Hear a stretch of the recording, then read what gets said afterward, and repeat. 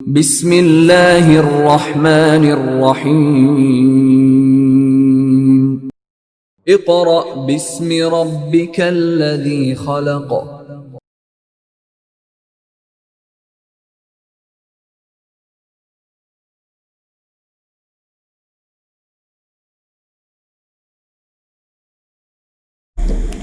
Dear students, आज हम work for day 5 से अपना नेक्स्ट लेक्चर स्टार्ट करने लगे हैं, which is the journal characteristics of organic compounds.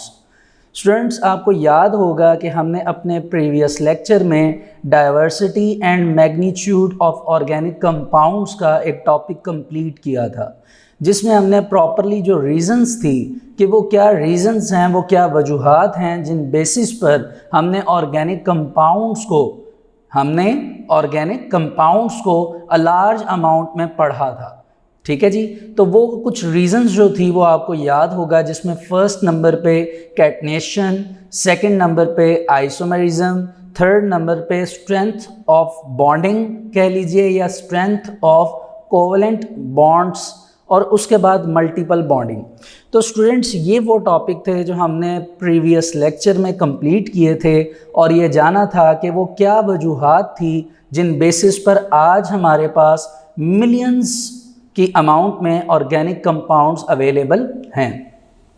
अब क्योंकि हमें उनकी वजूहात पता चल चुकी हैं कि वो कहाँ से, मतलब किन जो प्रोसेसेस हैं उनके थ्रू आ रहे हैं, तो अब हम मूव करते हैं अपने नेक्स्ट टॉपिक की तरफ। जैसा कि आपको लेक्चर के स्टार्ट में बताया गया कि journal characteristics of organic compounds, कि अब हम ऑर्गेनिक कंपाउंड्स की जो कैरेक्टरिस्टिक्स हैं उनकी तरफ मूव करेंगे, यानी उन कैरेक्टरिस्टिक्स की जो एक्सप्लेनेशन है उसकी डिस्कशन अब स्टार्ट करेंगे। उससे पहले मैं आपको एक बात बताना चाहता हूँ, वो ये है कि सामने वाइट बोर्ड पे मैंने उनके मेन हेडिंग्स जो हैं उनको हाईलाइट किया है, लेकिन इधर एक बात याद रखने वाली ये है कि जो मेन हेडिंग्स मैंने हाईलाइट की हैं उनमें आप ऑर्गेनिक कंपाउंड की कैरेक्टरिस्टिक्स तो पढ़ेंगे ही, लेकिन उसके साथ इनऑर्गेनिक कंपाउंड्स के बारे में भी लिखा गया है। हत्ता कि आपको मेन हेडिंग्स जो थी वो सिर्फ कैरेक्टरिस्टिक्स ऑफ ऑर्गेनिक कंपाउंड नज़र आ रही है, लेकिन उन ऑर्गेनिक कंपाउंड की कैरेक्टरिस्टिक्स को रिजेंबल किया गया है इनऑर्गेनिक के साथ, और रिजेंबलनेस इस बेसिस पर हैं कि उनके डिफरेंसेस हैं कि ऑर्गेनिक कंपाउंड में अगर ये है तो इनऑर्गेनिक कंपाउंड्स में ये है। तो इन बेसिस पर आपको जो हेडिंग्स नज़र आ रही हैं सामने, इन तमाम हेडिंग्स में हम ऑर्गेनिक कंपाउंड्स के साथ साथ इनऑर्गेनिक कंपाउंड्स की डिस्कशन भी करेंगे। तो आइए जो जर्नल कैरेक्टरिस्टिक्स हैं इनसे स्टार्ट करते हैं। फर्स्ट ऑफ ऑल, हमारी जो फर्स्ट कैरेक्टर है जिसके बारे में हमने डिस्कशन करनी है वो है ओरिजिन। ओरिजिन कहते हैं बुनियाद, कि जो उसकी फंडामेंटल जो कह लीजिए कि जो बेसिस हैं जहाँ से ऑर्गेनिक और इनऑर्गेनिक कंपाउंड्स आए हैं उनके बारे में हम पढ़ेंगे। सेकंड नंबर पे आ जाती है स्टूडेंट्स कंपोजिशन। कंपोजिशन को उर्दू में बनावट कहते हैं, कि उनका स्ट्रक्चर की बनावट क्या है, वो बने कैसे हैं। ठीक है जी। थर्ड नंबर पे आ जाती है कोवलेंट लिंकेज। अब इधर वर्ड कोवलेंट इस वजह से लिखा गया है क्योंकि हमने कैरेक्टरिस्टिक्स की बात करनी है ऑर्गेनिक कंपाउंड की, और हम ये जानते हैं कि जितने भी ऑर्गेनिक कंपाउंड्स हैं उनमें कोवलेंट लिंकेज होती है। ये हमने अपने प्रीवियस लेक्चर में प्रॉपरली ये डिस्कशन की थी। ठीक है जी। इसके बाद जब लिंकेज हो जाएगी, लिंकेज का मतलब ये है कि वो जितने भी ऑर्गेनिक कंपाउंड्स हैं वो तमाम छोटे छोटे कंबाइन होके लॉन्ग चेन्स बनाना शुरू कर देंगे कोवलेंट बॉन्ड की, जिस वजह से अब हम उसको कोवलेंट बॉन्ड का नाम नहीं बल्कि उसको क्या नाम देंगे, कोवलेंट लिंकेज का। ठीक है जी। इसके बाद फोर्थ नंबर पे हमारे पास जो प्रॉपर्टी है वो है सॉल्युबिलिटी। सॉल्युबिलिटी का मतलब कि वो कितना डिसॉल्व होते हैं और किस कंपाउंड में डिसॉल्व होंगे। ठीक है। जिस तरह अब ऑर्गेनिक कंपाउंड्स हैं तो ये किन किन कंपाउंड्स में डिसॉल्व होंगे और उनके क्या क्या नाम होंगे। इसी तरह हमारा जो नेक्स्ट पॉइंट है वो है इलेक्ट्रिकल कंडक्टिविटी। इलेक्ट्रिकल कंडक्टिविटी के इनमें से करंट पास होता है ऑर्गेनिक कंपाउंड में से कि नहीं, और इनऑर्गेनिक कंपाउंड में से होता है कि नहीं।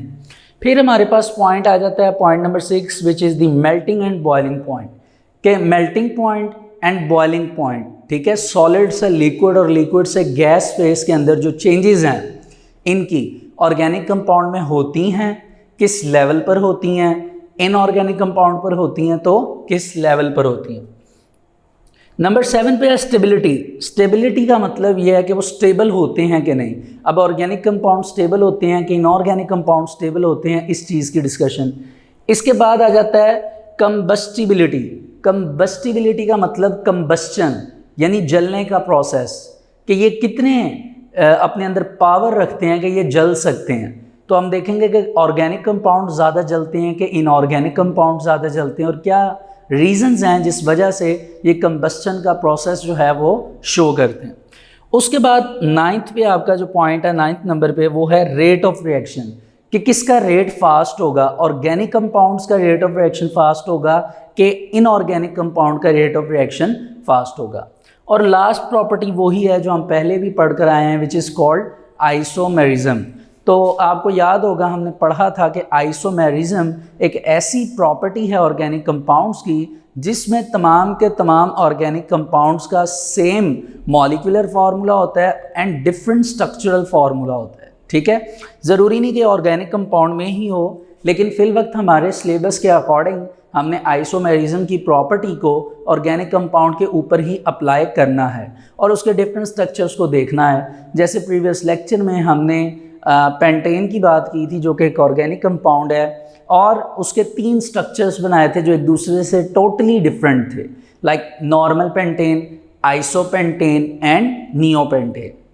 तो स्टूडेंट्स ये कुछ कह लीजिए कि इम्पॉर्टेंट कैरेक्टरिस्टिक्स हैं जिनको अब हम 1 बाय 1 डिस्कस करेंगे और इनको प्रॉपरली समझने की कोशिश करेंगे। और एक बात ये भी याद रखिएगा कि हर एक कैरेक्टर के साथ नेक्स्ट कैरेक्टर की प्रॉपर्टी अटैच है। अगर आपको ओरिजिन समझ आएगा, कंपोजिशन समझ आएगी, कोवलेंट लिंकेज समझ आएगी, तभी आपको बाकी प्रॉपर्टी स्टेप बाय स्टेप समझ आएंगी। तो आइए इन्हें स्टार्ट करते हैं। General characteristics of organic compounds. तो जैसा कि आपको बताया गया कि ओरिजिन का मतलब बुनियाद है, तो अगर हम बात करें ऑर्गेनिक कंपाउंड की, किन की? ऑर्गेनिक कंपाउंड की, तो जितने भी ऑर्गेनिक कंपाउंड हैं नेचुरली तौर पर इनका ओरिजिन हमें पता है वो क्या है, एनिमल्स एंड प्लांट्स। ये तो हमने चैप्टर के स्टार्टिंग में भी पढ़ा था कि एनिमल एंड प्लांट्स जो हैं उनके अंदर ऑर्गेनिक कंपाउंड्स जो हैं वो नेचुरली तौर पर पाए जाते हैं। ठीक है, वो एक अलग बात है कि फिर लेबॉर्ट्री के अंदर वुलर ने फर्स्ट ऑर्गेनिक कंपाउंड यूरिया जो है वो प्रिपेयर किया।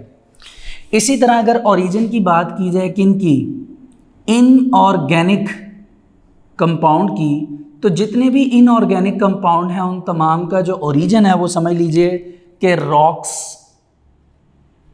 And minerals. मिनरल्स आपको पता है कि मादनियात को कहा जाता है, रॉक्स यानी चट्टानें वगैरह। तो इन जगह से तमाम के तमाम इनऑर्गेनिक कंपाउंड जो हैं वो डिस्कवर होते हैं। ये हमारा फर्स्ट पॉइंट था ओरिजिन का। अब मूव करते हैं कंपोजिशन। जैसा कि आपको पहले बताया कंपोजिशन का मतलब बनावट होता है। तो स्टूडेंट्स आपको ये बात भी पहले से पता है कि जितने भी ऑर्गेनिक कंपाउंड हैं उन तमाम की बनावट जिस चीज़ पर डिपेंड करती है वो कौन सा एलिमेंट है, कार्बन। ठीक है, तो पूरे पीरियोडिक टेबल में सिर्फ कार्बन एक एलिमेंट है जो कि ऑर्गेनिक कहलाता है। लेकिन वर्ड कंपाउंड का मतलब यह है कि कार्बन अपने साथ जिस जिस एलिमेंट को ऐड करेगा या अपने साथ जिस जिस एलिमेंट को कंबाइन करेगा और कंबाइन करके कंपाउंड बनाएगा, तो उस वक्त के लिए वो एलिमेंट इसका डेरिवेटिव भी कहलाएगा और इसका पार्ट भी कहलाएगा। यूं कह लीजिए कि वो उस वक्त तक कार्बन के साथ रहकर अपने अंदर ऑर्गेनिक प्रॉपर्टी शो करेगा क्योंकि वो उसका पार्ट होगा। ठीक है, और वो कौन कौन से एलिमेंट्स हो सकते हैं, वो डिफरेंट एलिमेंट्स हैं, बुक में भी मेंशन किए गए हैं, like hydrogen, nitrogen, oxygen etcetera. ठीक है, इसके अलावा अब सवाल ये अराइज होता है कि कंपोजिशन की बेसिस पर, बनावट की बेसिस पर देखा जाए तो जितने भी ऑर्गेनिक कंपाउंड हैं अब वो कंपोजिशन के हिसाब से किन एलिमेंट्स पे डिपेंड करते हैं। तो स्टूडेंट्स याद रखिएगा कार्बन के अलावा जितने भी एलिमेंट्स हैं वो तमाम के तमाम इनऑर्गेनिक हैं। अगर मैं आसान लफ्ज़ों में बात करूं तो वो ये है कि ऑर्गेनिक एलिमेंट की बात की जाए तो वो कार्बन है, और जितने एलिमेंट्स उसमें ऐड होते जाएंगे उसके डेरिवेटिव्स बनते जाएंगे वो उस वक्त तक ऑर्गेनिक कहलाएंगे। लेकिन इनऑर्गेनिक कंपाउंड से मुराद आप ये समझ लीजिए जितने का जितना पीरियोडिक टेबल है फुल पीरियोडिक टेबल, वो तमाम का तमाम पीरियोडिक टेबल जो है वो इनऑर्गेनिक कंसीडर होगा, सिर्फ कार्बन को निकालकर। ठीक है, जैसे आप बात कर लीजिए ऑक्सीजन या हाइड्रोजन की, ऑक्सीजन की बात कर लीजिए तो ऑक्सीजन पीरियोडिक टेबल में एक इनऑर्गेनिक एलिमेंट है, या कह लीजिए उसके साथ कोई दूसरे 2-3 एलिमेंट्स ऐड हैं जो कि पीरियोडिक टेबल से ही हैं कार्बन के अलावा, तो वो एलिमेंट्स ऐड होकर एक इनऑर्गेनिक कंपाउंड बना देंगे। तो जब तक वो इनऑर्गेनिक कंपाउंड्स के पार्ट में रहेगा ऑक्सीजन, तब तक वो पीरियोडिक टेबल में इनऑर्गेनिक ही कंसीडर किया जाएगा, लेकिन जैसे ही वो ऑक्सीजन के साथ ऐड हो जाएगा तो वो उसका डेरिवेटिव बन जाएगा। ठीक है जी, पहले हम इन दोनों प्रॉपर्टीज़ को रीड कर लेते हैं, फिर हम आगे मूव करते हैं। तो स्टूडेंट्स, पेज नंबर 59 पर आपके पास journal characteristics of organic compounds का टॉपिक है, जिसमें फर्स्ट कैरेक्टर जो है वो है ओरिजिन। तो आइए इसकी रीडिंग करते हैं। Naturally occurring organic compounds are obtained from plants and animal. तो जितने भी नेचुरली अकरिंग ऑर्गेनिक कंपाउंड्स हैं, ये तमाम के तमाम हमें कहाँ से मिलते हैं? Plants and animals. On the other hand, inorganic compounds are obtained from mineral and rocks, कि मिनरल्स एंड रॉक्स से हमें जितने भी इनऑर्गेनिक कंपाउंड हैं वो मिलते हैं, डिस्कवर होते हैं। कंपोजिशन, बनावट, carbon is an essential constituent of all the organic compounds, कि जितने भी ऑर्गेनिक कंपाउंड्स हैं उनके लिए कार्बन एक ज़रूरी एलिमेंट है। एसेंशियल का मतलब है ज़रूरी। They are made up of few elements, यानी कभी कभार दूसरे एलिमेंट्स को ऐड करके ये कंपाउंड बनाता है। अब वो कौन से एलिमेंट्स हैं? फॉर एग्जांपल कार्बन, यानी कार्बन कार्बन के साथ ही कैटनेशन करता है, या hydrogen, nitrogen, oxygen, halogen, sulphur etcetera. On the other hand, inorganic compounds are made up of almost all the elements of the periodic table known so far, कि जितनी दूर तक पीरियोडिक टेबल है वो तमाम का तमाम इनऑर्गेनिक कंसीडर किया जाता है। अभी तक हमारे पास पीरियोडिक टेबल में 118 एलिमेंट्स मौजूद हैं। अगर हम ये कहें कि एक कार्बन ऑर्गेनिक है, तो एक हिसाब से हम ये कह सकते हैं कि 117 एलिमेंट्स क्या हैं? इनऑर्गेनिक। ठीक है जी, अब मूव करते हैं नेक्स्ट अपनी हेडिंग की तरफ, which is the covalent linkage. तो आपको ये बात मैं पहले भी बता चुका हूँ और आपको पता होनी चाहिए कि स्टूडेंट्स, जितने भी ऑर्गेनिक कंपाउंड हैं, जितने भी ऑर्गेनिक कंपाउंड हैं, उन तमाम में आपको पता होना चाहिए कि कौन सा बॉन्ड होता है? Covalent bond. तो कोवलेंट बॉन्ड होने की वजह से, कोवलेंट बॉन्ड होने की वजह से आप ये बात जहन में रखिए कि ऑर्गेनिक कंपाउंड पोलर भी हो सकते हैं, नॉन पोलर भी हो सकते हैं। ठीक है, जबकि आप ये याद रखिए कि जितने भी इनऑर्गेनिक कंपाउंड हैं, जितने भी इनऑर्गेनिक कंपाउंड हैं, उनमें मोस्टली फॉर्म जो है उनमें आयोनिक बॉन्ड होता है। कौन सा बॉन्ड होता है? Ionic bond. अब covalent bond and ionic bond के बारे में आप बेहतर जानते हैं। मैं एक इनऑर्गेनिक कंपाउंड की एग्जांपल देता हूं ताकि आपको वो बात समझ आ जाए, फिर मैं आगे मूव करता हूँ। देखिए, अगर हम इनऑर्गेनिक कंपाउंड की बात करें तो आप एग्जांपल ले लीजिए NaCl, सोडियम क्लोराइड। तो आप जानते हैं कि सोडियम पे कंप्लीट पॉजिटिव, क्लोरीन पे कंप्लीट नेगेटिव चार्ज होता है। तो कंप्लीट पॉजिटिव और कंप्लीट नेगेटिव की वजह से जो बॉन्ड बनता है उसको हम क्या नाम देते हैं? Ionic bond. अब आयोनिक बॉन्ड सोडियम क्लोराइड पर है तो सही, लेकिन उसके साथ साथ सोडियम क्लोराइड क्या कंसीडर होगा? Inorganic compound. ठीक है जी, जबकि ऑर्गेनिक कंपाउंड के ऊपर कोवलेंट बॉन्ड होता है। और आपको ये बात भी पता है कि जितने भी आयोनिक बॉन्ड वाले कंपाउंड्स होते हैं, आयनिक बॉन्ड में जितने भी कंपाउंड्स होते हैं वो तमाम के तमाम क्या होते हैं? पोलर। वो तमाम के तमाम क्या होते हैं? पोलर। ये बात आपने 9th क्लास में बड़ी ही डिटेल में समझी हुई थी, अगर आपको याद हो, चैप्टर नंबर 4 में। तो आयनिक कंपाउंड जितने भी हैं वो क्या होंगे? पोलर आयनिक कंपाउंड होंगे। ठीक है जी, नेक्स्ट मूव करते हैं हमारे नेक्स्ट टॉपिक की तरफ, which is the solubility, dissolving, यानी कौन सा कंपाउंड किस में डिजॉल्व होगा। देखिए, जितने भी ऑर्गेनिक कंपाउंड हैं वो ऑर्गेनिक कंपाउंड में ही डिजॉल्व होंगे, जबकि जितने इनऑर्गेनिक कंपाउंड हैं वो इनऑर्गेनिक में ही क्या होंगे? डिजॉल्व। अब इसी बात को बुक में उसने पोलर एंड नॉन पोलर से रिप्रेजेंट किया है। तो ये आपको मैं रीड करके समझाता हूँ। इसके लिए आ जाइए, पहले कोवलेंट लिंकेज की बात कर लें। Organic compounds contain covalent bond, ठीक है, जितने भी ऑर्गेनिक कंपाउंड्स हैं उनमें कौन सा बॉन्ड है, कोवेलेंट बॉन्ड, डेट में बी पोलर और नॉन पोलर। तो कोवेलेंट बॉन्ड की बेस पर वो पोलर भी हो सकता है या नॉन पोलर हो सकता है, ठीक है। While the inorganic compounds mostly contain ionic bond, लेकिन जितने भी इनऑर्गेनिक कंपाउंड हैं उनमें मोस्टली में क्या होता है, आयोनिक बॉन्ड। अब आप इधर आगे कहीं पे ब्रैकेट डाल के लिख लीजिए कि आयोनिक बॉन्ड से मुराद कि वो क्या होंगे, पोलर होंगे, वो क्या होंगे, पोलर। आप ये पोलर लिखेंगे तभी आपको नेक्स्ट पॉइंट सॉल्युबिलिटी का समझ आएगा। जी आगे आ जाइए, तो आपके पास सॉल्युबिलिटी का पॉइंट है, इसको गौर से देखिए।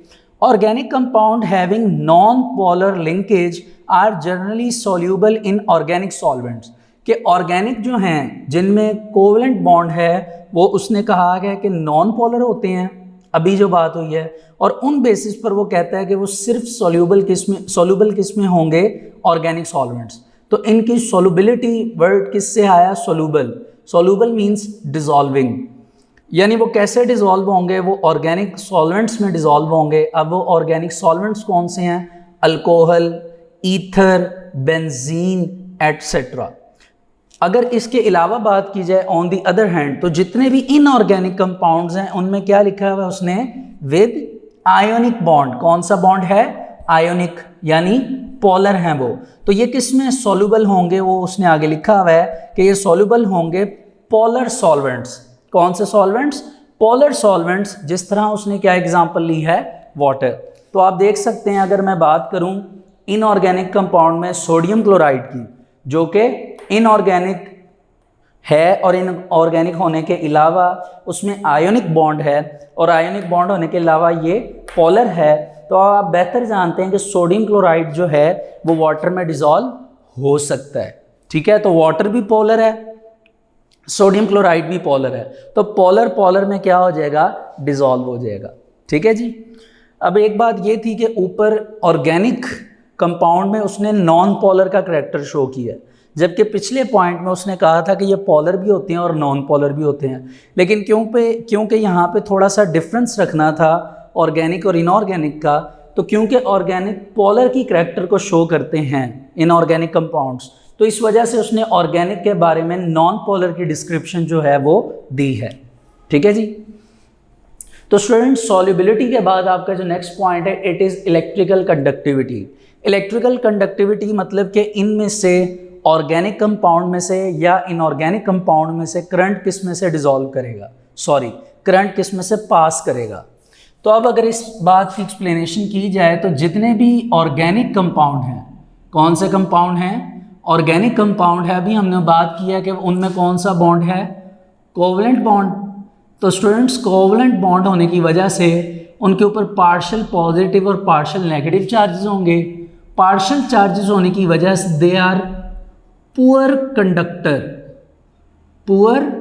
कंडक्टर ऑफ इलेक्ट्रिसिटी, यानी poor conductor means to say कि इनमें से इलेक्ट्रिसिटी पास नहीं करेगी। जबकि आप ये देखिए कि जितने भी इनऑर्गेनिक कंपाउंड हैं, जितने भी इनऑर्गेनिक कंपाउंड हैं, वो तमाम के तमाम इनऑर्गेनिक कंपाउंड्स क्या करते हैं अपने दरमियान, यानी अपने फोर्स ऑफ अट्रैक्शन के लिए कौन सा बॉन्ड अपने पास रखते हैं, आयोनिक बॉन्ड। और हमने अभी थोड़ी देर पहले ये बात समझी भी थी और याद भी की थी कि ionic bond means to say कि इनके ऊपर कंप्लीट पॉजिटिव और कंप्लीट नेगेटिव चार्ज है। कंप्लीट पॉजिटिव और कंप्लीट नेगेटिव होने की वजह से इलेक्ट्रिसिटी इनमें से पास कर जाती है, यानी इट मीन्स दैट कि they are good conductor of electricity, यानी ये गुड कंडक्टर होते हैं। गुड कंडक्टर इस वजह से क्योंकि इनमें से इलेक्ट्रिसिटी पास कर जाती है। क्यों करती है, क्योंकि जो इलेक्ट्रिसिटी है उसके ऊपर भी जो आयंस होते हैं वो पॉजिटिव एंड नेगेटिव होते हैं। इधर जो आयोनिक बॉन्ड है इसमें भी आयंस जो हैं वो पॉजिटिव और नेगेटिव हैं, ठीक है। तो ऑपोजिट चार्जेस जो हैं एक दूसरे को अट्रैक्ट करते हैं, जिसकी वजह से इनमें से इजीली करंट क्या कर जाता है, पास कर जाता है। जबकि ऑर्गेनिक कंपाउंड में ऐसा नहीं होता, क्योंकि वो कोवेलेंट बॉन्ड है, उसमें पार्शियल चार्जेस होते हैं 50-50%, तो पीछे से जो इलेक्ट्रिसिटी के चार्जेस हैं उसकी कंडक्टिविटी ज़्यादा होती है, तो वो उसमें से पास नहीं कर पाते। दैट्स वाई हम कहते हैं कि ऑर्गेनिक कंपाउंड्स जितने भी हैं they are poor conductor of electricity, जबकि जितने भी इनऑर्गेनिक कंपाउंड हैं वो गुड कंडक्टर ऑफ इलेक्ट्रिसिटी। ठीक है, पुअर कंडक्टर्स यानी इलेक्ट्रिसिटी पास नहीं करेगी, गुड कंडक्टर्स मीन जिनमें से इलेक्ट्रिसिटी पास करेगी। जी, electrical conductivity due to the presence of covalent bonds होने की वजह से ऑर्गेनिक कंपाउंड्स पुअर कंडक्टर्स होते हैं इलेक्ट्रिसिटी के, whereas inorganic compounds been ionic in nature, अभी आपको बताया, तो they are good conductors of electricity in molten state और in aqueous solution. Aqueous solution यानी पानी के अंदर अगर कोई चीज़ डिजॉल्व हुई है और इनऑर्गेनिक है उसमें से इलेक्ट्रिसिटी पास कर जाएगी। फॉर एग्जाम्पल, आपके पास एक बीकर है, उस बीकर में आपने पानी लिया और पानी के अंदर आपने सॉल्ट डाल दिया। अब देखिए पानी भी इनऑर्गेनिक है, यहाँ पे बात हुई थी, पानी भी इनऑर्गेनिक होगा, इस टाइम पॉलर होगा, और सोडियम क्लोराइड भी इनऑर्गेनिक और पॉलर होगा। जब ये दोनों आपस में डिसॉल्व कर जाएंगे तो इट मीन्स दैट कि ये इनऑर्गेनिक कंपाउंड है। इनऑर्गेनिक कंपाउंड है, इट मीन्स दैट इनमें कौन सा बॉन्ड है? Ionic bond. अगर आयनिक बॉन्ड है तो ये क्या है? पॉलर। तो अब इस सोल्यूशन को हम नाम देते हैं एक्वस सोल्यूशन। ठीक है, तो aqueous solution of sodium chloride यानी पानी में डिसॉल्व जो सोल्यूशन है सोडियम क्लोराइड का, उसमें positive and negative complete charges हैं due to the presence of ionic bond, और उसमें से इजीली इलेक्ट्रिसिटी जो है वो क्या कर जाएगी? ट्रेवल कर जाएगी। मोल्टन स्टेट मीन्स के गैसियस स्टेट की फॉर्म में। ठीक है जी। अब इसी बेस पे देखा जाए तो अगला नेक्स्ट पॉइंट है which is the melting and boiling points. देखिए, क्योंकि अभी हमने ये पढ़ा कि आपके पास जितने भी ऑर्गेनिक कंपाउंड्स हैं, उनमें आपको पता है कि कौन सा बॉन्ड है? कोवलेंट बॉन्ड है। तो कोवलेंट बॉन्ड होने की वजह से आप यूँ कह लीजिए कि इसकी पावर कम होती है, तो इस वजह से इनके मेल्टिंग और बॉइलिंग पॉइंट कम होते हैं। क्योंकि ये वोलाटाइल होते हैं, बहुत जल्दी से इनके बॉन्ड टूट जाते हैं क्योंकि इनके बॉन्ड वीक होते हैं। कोवलेंट बॉन्ड आपको पता है वीक है। अब मेरे पास अगर कोई ऐसा एलिमेंट है या कह लीजिए कंपाउंड है जो कि ऑर्गेनिक है, और उस ऑर्गेनिक कंपाउंड का मैंने मेल्टिंग पॉइंट देखना है कि वो सॉलिड से लिक्विड स्टेट में कोएग्जिस्ट करे, तो उसकी कोएग्जिस्टेंस जो है उसको देखने के लिए मैं जैसे ही हीट प्रोवाइड करूँगा तो थोड़ी सी हीट पर बहुत जल्दी उसका मेल्टिंग पॉइंट आ जाएगा। क्यों? क्योंकि कोवलेंट बॉन्ड की जो स्ट्रेंथ है, बॉन्ड की जो स्ट्रेंथ है वो क्या होती है? वीक होती है। क्या होती है? वीक होती है। क्योंकि हमें पता है कि नेचुरली तौर पे कोवलेंट बॉन्ड जो है वो एक वीक बॉन्ड है। इसी वजह से जितने भी ऑर्गेनिक कंपाउंड्स हैं उनका मेल्टिंग पॉइंट और उसी तरह उनका बॉइलिंग पॉइंट वीक होता है। उनके अंदर मतलब कोवलेंट बॉन्ड की वजह से वो लेस होता है। जबकि अगर बात की जाए मेल्टिंग और बॉइलिंग पॉइंट्स की इनऑर्गेनिक कंपाउंड्स की, तो स्टूडेंट्स आपको पता है कि जितने भी इनऑर्गेनिक कंपाउंड्स हैं वो तमाम के तमाम इनऑर्गेनिक कंपाउंड्स अपने दरमियान फोर्स ऑफ अट्रैक्शन की वजह से कौन सा बॉन्ड रखते हैं? Ionic bond. आयोनिक बॉन्ड हमें पता है अभी तक का स्ट्रॉन्ग बॉन्ड कंसीडर किया जाता है। स्ट्रॉन्ग बॉन्ड होने की वजह से इसको तोड़ना यानी इसको मतलब स्प्लिट करना वो मुश्किल होता है, तो इस वजह से इसके मेल्टिंग एंड बॉइलिंग पॉइंट क्या होते हैं? हाई होते हैं। मेल्टिंग एंड बॉइलिंग पॉइंट क्या होते हैं? हाई होते हैं। ठीक है जी। तो आइए इस पॉइंट को भी रीड कर लेते हैं। Generally organic compounds have low melting and boiling points and are volatile in nature. Volatile यानी जल्दी से इवेपोरेट होना स्टार्ट हो जाते हैं। उसकी रीज़न मैंने आपको प्रॉपरली बता दी। वो रीज़न क्या है? उसका बॉन्ड, कि उसका बॉन्ड जो है कोवलेंट बॉन्ड वो बहुत जल्दी स्प्लिट कर जाता है, दैट्स वाई। जबकि inorganic compounds on the other hand have comparatively high melting and boiling point, और इनऑर्गेनिक कंपाउंड के melting and boiling point high होते हैं। उसकी रीज़न भी मैंने आपको बता दिया, उसका बॉन्ड, क्योंकि आयनिक बॉन्ड में एक कंप्लीट पॉजिटिव और एक कंप्लीट नेगेटिव चार्जेस की वजह से बॉन्ड बना होता है, बहुत ज़्यादा स्ट्रॉन्ग होता है। वो इतना स्ट्रॉन्ग होता है उसको तोड़ना बहुत मुश्किल होता है। हमें बाहर से ज़्यादा हीट एनर्जी प्रोवाइड करनी पड़ती है। हीट एनर्जी देते रहते हैं, काफ़ी देर लगती है, उसके बाद वो बॉन्ड स्प्लिट होता है। लेकिन इतनी देर तक जो हमने हीट प्रोवाइड की होती है वो बहुत ज़्यादा कंसनट्रेशन में होती है। तो मेल्टिंग एंड बॉइलिंग पॉइंट के बारे में प्रॉपरली आपने 9th क्लास में टॉपिक्स डिस्कस किए थे और आपको ये पता भी है कि मेल्टिंग एंड बॉइलिंग पॉइंट क्या होता है। मैंने मेल्टिंग पॉइंट के बारे में आपको प्रॉपरली वो भी बल्कि बता दिया है कि एक सॉलिड का लिक्विड स्टेट में कन्वर्ट होना और कन्वर्जन के वक्त सॉलिड और लिक्विड दोनों को एग्जिस्ट रहें, एक ही जगह पर मिलकर रहें, तो इस स्टेट पर हम उनको क्या नाम देते हैं कि ये मेल्टिंग पॉइंट आना स्टार्ट हो गया है। ठीक है, अच्छा जी, अब हमारा नेक्स्ट पॉइंट है वो क्या है, स्टेबिलिटी। स्टेबिलिटी का मतलब कि स्टूडेंट्स इसमें ज़्यादा स्टेबल कौन होगा। अब आप खुद देख सकते हैं कि अगर आयोनिक बॉन्ड हाई हैं तो हाई होने की वजह से आयोनिक बॉन्ड यानी इनऑर्गेनिक कंपाउंड ज़्यादा स्टेबल होंगे, क्योंकि उनके बॉन्ड स्ट्रॉन्ग हैं, वो जुड़ कर रहेंगे, वो अपनी स्टेबल फॉर्म में रहेंगे। तो इस वजह से आप याद रखिएगा कि अगर हम स्टेबिलिटी की बात करें तो हमारे पास जितने भी ऑर्गेनिक कंपाउंड्स हैं वो तमाम के तमाम इनऑर्गेनिक कंपाउंड्स लेस स्टेबल होते हैं, कम स्टेबल होते हैं। ठीक है, जबकि हमारे पास जितने भी इनऑर्गेनिक कंपाउंड्स हैं, जितने भी इनऑर्गेनिक कंपाउंड्स हैं वो ज़्यादा स्टेबल होते हैं, यानी more stable due to the presence of their bonding nature.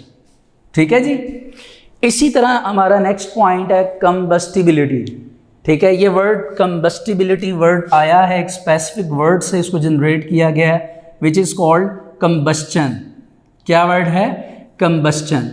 और कंबस्चन का मतलब होता है जलाने का या जलने का प्रोसेस, किसी चीज़ का जलना, ये कंबस्चन कहलाता है। इसी से वर्ड आया कंबस्टिबिलिटी। देखिए कंबस्चन कहाँ पर ज़्यादा होगी, तो ये मैं आपको पहले बता दूं कि जितने भी ऑर्गेनिक कंपाउंड हैं वो तमाम के तमाम ऑर्गेनिक कंपाउंड्स अपने अंदर ज़्यादा से ज़्यादा कंबस्चन का प्रोसेस अकर कर सकते हैं, और उसकी एक ही बेसिक रीज़न है due to the presence of carbon. देखिए जितना ज़्यादा कार्बन अवेलेबल होगा किसी भी कंपाउंड में, वो कंपाउंड उतना ही ज़्यादा जलेगा, क्योंकि जो कंबस्चन का प्रोसेस है वो डिपेंड ही कार्बन पर करता है, वो डिपेंड ही किस पे करता है, कार्बन पे। ठीक है, तो इस वजह से कंबस्चन का जो प्रोसेस है वो ऑर्गेनिक कंपाउंड्स में बहुत ज़्यादा होता है, जबकि आप कह लीजिए कि इनऑर्गेनिक कंपाउंड जितने भी हैं उनमें वो कंबस्चन का प्रोसेस जो है वो इतना नहीं होता, या कह लीजिए कि इतना ज़्यादा इनऑर्गेनिक कंपाउंड में कंबस्चन का प्रोसेस होता ही नहीं है, क्योंकि उसमें कार्बन एटम्स अवेलेबल ही नहीं होते। जब कार्बन एटम्स होंगे ही नहीं तो कंबस्चन का प्रोसेस कह लीजिए कि होगा ही नहीं।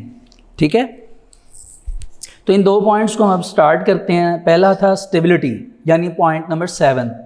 Since organic compounds have low melting and boiling point, they are less stable than inorganic compound, कि वो लेस स्टेबल होते हैं अगर उनको कंपेयर किया जाए किनसे, इनऑर्गेनिक कंपाउंड से। तो इससे ये बात प्रूव हो गई कि जितने भी ऑर्गेनिक कंपाउंड हैं ये लेस स्टेबल होते हैं। और अगर ओपोनेंट बात की जाए तो जितने भी ऑर्गेनिक कंपाउंड हैं वो लेस स्टेबल होते हैं, जबकि जितने भी इनऑर्गेनिक कंपाउंड हैं ये मोर स्टेबल होते हैं। ठीक है, थोड़ी सी वर्डिंग आगे पीछे हो गई थी, इसको देख लीजिएगा। नेक्स्ट पॉइंट है कंबस्टिबिलिटी। तो बेटा ये वर्ड कंबस्चन से आया जैसा कि आपको बताया। तो आइए देखते हैं कि organic compound with high percentage of carbon, कि ऑर्गेनिक कंपाउंड में कार्बन की परसेंटेज बहुत ज़्यादा होती है, एंड आर जर्नली, और वो आम तौर पे कंबस्टाइबल होते हैं। कंबस्टाइबल से मुराद के वो ज़्यादा जलते हैं। On the other hand inorganic compound are mostly non combustible, कि वो ज़्यादातर जलते ही नहीं हैं, क्योंकि उनके अंदर कार्बन एटम्स अवेलेबल होते ही नहीं हैं। यूँ कह लीजिए कि कार्बन एटम्स हैं ही नहीं, जिस वजह से वो कंबस्चन का प्रोसेस या कंबस्टिबिलिटी को जो है वो परफॉर्म नहीं करते। इसके बाद आपका नेक्स्ट पॉइंट है आइसोमेरिज्म। तो वो वैसे नंबरिंग में नीचे लिखा हुआ है, लेकिन आपको पहले भी बताया है कि ये आपने अभी प्रीवियस लेक्चर में आइसोमेरिज्म के बारे में पढ़ा था। तो आइए इसे रीड कर लेते हैं। आइसोमेरिज्म क्या है, मैं एक दफ़ा रिपीट कर देता हूँ कि जिन कंपाउंड्स का मॉलिक्यूलर फार्मूला सेम होता है but different structural formula, it is called isomers, and this phenomena is known as isomerism. A main characteristic of organic compounds which differentiates them from inorganic compounds or substances is their tendency to exhibit the phenomenon of isomerism। यानी अगर एक organic compound को inorganic compound से separate करना है तो हमारे syllabus के मुताबिक जितने भी ऑर्गेनिक कंपाउंड्स हैं वो तमाम के तमाम आइसोमेरिज्म को जो है वो प्रेजेंट करते हैं या शो करते हैं या एग्जिबिट करते हैं। जबकि आइसोमरिज्म का प्रोसेस जो है वो इनऑर्गेनिक कंपाउंड नहीं कर सकते। ठीक है जी। तो ये एक मेन कैरेक्टर है जो डिफ्रेंशिएट करता है या डिफरेंस क्रिएट करता है ऑर्गेनिक और इनऑर्गेनिक कंपाउंड्स में। Isomerism is rare in inorganic substance. Rare का मतलब नायाब, नायाब मीन्स बहुत कम। ठीक है जी। और लास्ट कैरेक्टर है हमारा रेट ऑफ रिएक्शन। ठीक है, रेट ऑफ रिएक्शन से मुराद के अब हम देखेंगे कि ऑर्गेनिक कंपाउंड का रेट फास्ट है कि इनऑर्गेनिक कंपाउंड का, तो इसको हम रीडिंग में ही समझेंगे। आ जाइए। Due to the presence of covalent linkage. अब ये बात आपको पता होनी चाहिए कि यहाँ पे किसकी हो रही है, ऑर्गेनिक कंपाउंड की। क्यों? क्योंकि कोवलेंट लिंकेज जो है वो हमने उस पॉइंट में पढ़ा था, थर्ड पॉइंट में, कि कोवलेंट लिंकेज जो है यानी कोवलेंट बॉन्ड जो है वो किस में होता है, ऑर्गेनिक कंपाउंड्स। तो बात स्टार्ट हुई है ऑर्गेनिक कंपाउंड्स की। कहता है due to the presence of covalent linkage the reactions of organic compound are molecular in nature. कि ऑर्गेनिक कंपाउंड्स के जो रिएक्शंस हैं वो मॉलिक्यूल फॉर्म में होते हैं नेचर में। They are often slow. ये रेट में क्या होते हैं, स्लो होते हैं, इनका रेट ऑफ रिएक्शन स्लो होता है। एंड रिक्वायर्ड स्पेसिफिक कंडीशंस, और इनको कुछ कंडीशंस चाहिए होती हैं क्योंकि इनका कोवलेंट बॉन्ड होता है, ये इतनी फास्टली रिएक्ट नहीं कर सकते। ठीक है, तो इनके रिएक्शंस को फास्ट करने के लिए, स्लो से फास्ट करने के लिए हम इन्हें टेम्परेचर प्रोवाइड करते हैं, हम इन्हें प्रेशर प्रोवाइड करते हैं, या हम इनको कैटलिस्ट प्रोवाइड करते हैं। ठीक है, कैटलिस्ट क्या होता है, with speed up the reaction, जो रिएक्शन को क्या कर देता है, फास्ट कर देता है।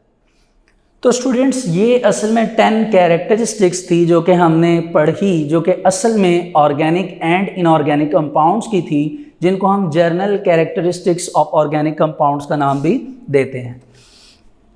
इनमें वैसे तो देखा जाए तो आपने सिर्फ ऑर्गेनिक कंपाउंड्स की कैरेक्टरिस्टिक्स को लिखना होता है और ये आपका लॉन्ग क्वेश्चन है। ठीक है जी।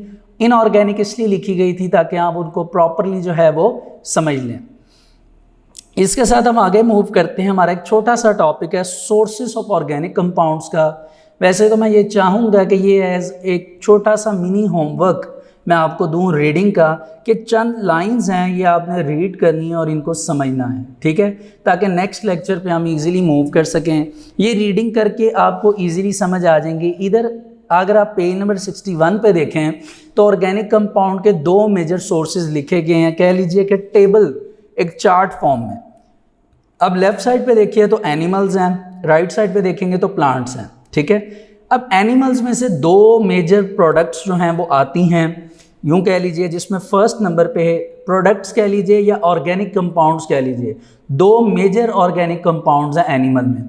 The first is proteins and the second is fats. ठीक है, अब आपको वहाँ पे प्रोटीन्स और फैट्स लिखा हुआ नज़र आ रहा है। अब ये प्रोटीन और फैट्स जो है वो एनिमल्स किन किन ऑर्गेनिज्म से ले सकते हैं या किन किन प्रोडक्ट से ले सकते हैं, उनके नाम भी लिखे गए हैं, आप उन्हें रीड कर लीजिए। होपफुली ये बातें आपको पहले पता होंगी। ठीक है, ये जर्नल बातें हैं रूटीन लाइफ की। प्लांट्स का टॉपिक इंपॉर्टेंट है। प्लांट्स में आपको आगे फर्दर सब डिवीजन नज़र आ रही होगी, एक लाइव प्लांट और एक डेड प्लांट्स। लाइव प्लांट से मुराद के जो प्लांट जिंदा होते हैं, जो कि हमारे आप कह लीजिए सराउंडिंग्स में अवेलेबल हैं, हमारे जो इर्द गिर्द पाए जाते हैं। ठीक है, फॉरेस्ट वगैरह। अब लाइव प्लांट्स में कौन कौन से ऑर्गेनिक कंपाउंड्स अवेलेबल हैं? The first is carbohydrates, the second is proteins, the third is vitamins and the fourth is oils. अब ये किन किन प्रोडक्ट से प्लांट्स की आपको मिल सकते हैं, यानी मुझे अगर कार्बोहाइड्रेट्स चाहिए प्लांट्स में से, तो मैं कौन कौन सी चीज़ें खाऊं, वो कौन कौन सी प्रोडक्ट हैं जो मुझे कार्बोहाइड्रेट्स प्रोवाइड कर सकते हैं। तो आप देख लीजिए राइस, वीट। इसी तरह प्रोटीन्स मुझे चाहिए तो मैं पल्सेस एंड बीन्स, जो दालें होती हैं, उनका इस्तेमाल करूँगा। अगर विटामिन्स चाहिए तो एप्पल्स, ऑरेंज, बनानास एट्सेट्रा। इसी तरह ऑयल अगर चाहिए तो palm oil, olive oil, sunflower, ये तमाम जो हैं ये प्रोडक्ट्स के नाम हैं। तो अभी तक मैंने जितना आपको बताया ये तो वो है जो कि आपकी जर्नल लाइफ से आप इसको पहले भी पढ़ सकते थे या आपने पहले भी पढ़ा हुआ है। जो असल टॉपिक है जो कि हमारा अब स्टार्ट होगा नेक्स्ट लेक्चर में, वो है डेड प्लांट्स का।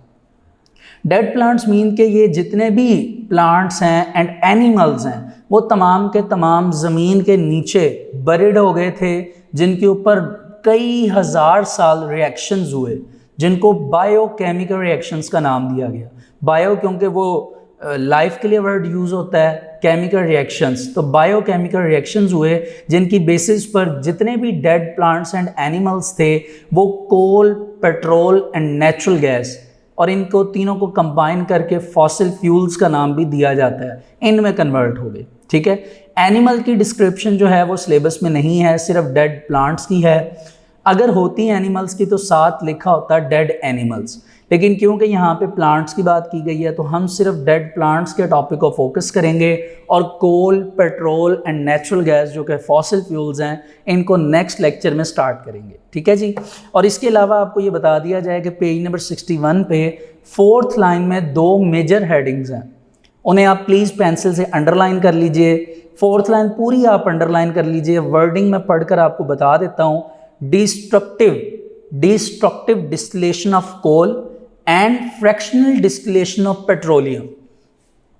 डिस्ट्रक्टिव डिस्टिलेशन एक प्रोसेस है जो कि कोल पे किया जाता है, फ्रैक्शनल डिस्टिलेशन एक प्रोसेस है जो पेट्रोलियम पे किया जाता है।